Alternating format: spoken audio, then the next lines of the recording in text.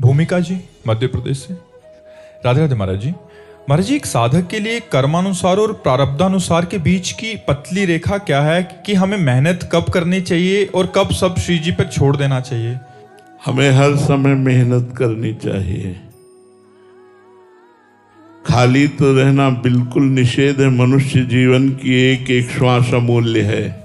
हाँ, कभी कर्तव्य कर्म कर रहे हैं, कभी धर्म कर्म कर रहे हैं, तो कभी भागवत धर्म कर्म कर रहे हैं।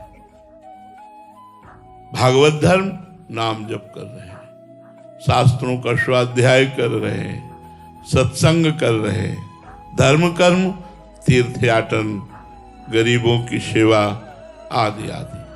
कर्तव्य कर्म नौकरी, व्यापार, किसानी, जो भी कर्तव्य कर्म है कर्म करते हैं।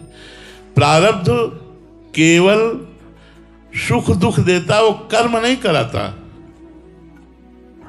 प्रारब्ध कर्म नहीं कराता। प्रारब्ध परिणाम है किए हुए कर्मों का। जो पूर्व में हमने कर्म किए उनको संचित कर्म कहते हैं, और संचित कर्मों से कुछ शुभ और कुछ अशुभ निकालकर मानव देह की रचना हुई है।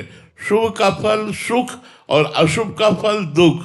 तो प्रारब्ध केवल सुख और दुख देता है, सफलता और असफलता देता है, ना कि वो कर्म कराता है। कर्म क्रियमाण होता है।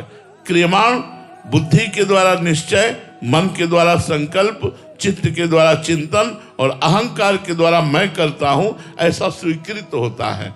तो कभी भी कर्म रहित नहीं होना चाहिए।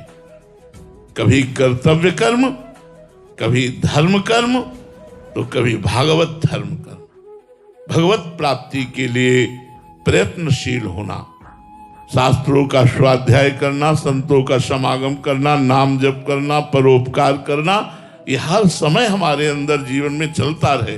मैं कैसे भगवान को प्राप्त कर लूं?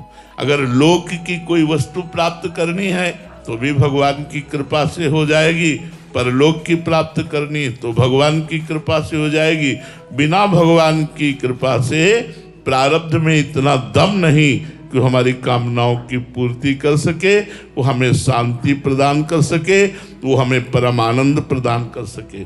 प्रारब्ध सांसारिक सुख और दुख दे सकता है, वो भी क्षणिक, ना कि स्थायी।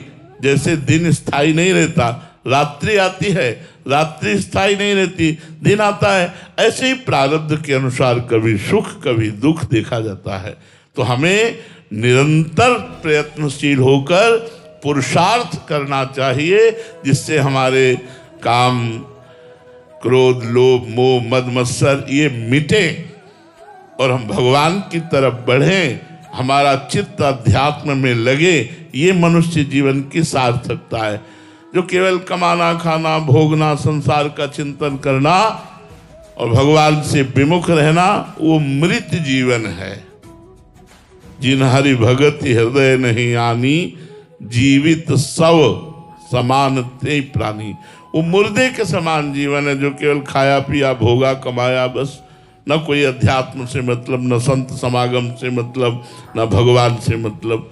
तो हमारा जीवन कर्तव्य परायण होना, धर्म परायण होना और भगवत प्राप्ति करना, यही तन कर फल विषय न भाई, भजी राम सब काम बिहाई।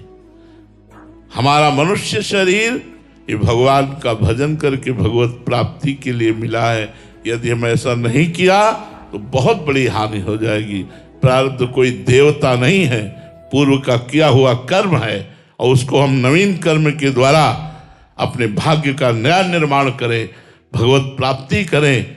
हम प्रारब्ध के अधीन होकर कायर की भांति बैठना ठीक नहीं है। दैव दैव आलसी पुकारा। कर्तव्य परायण रहिए, पुरुषार्थ परायण रहिए।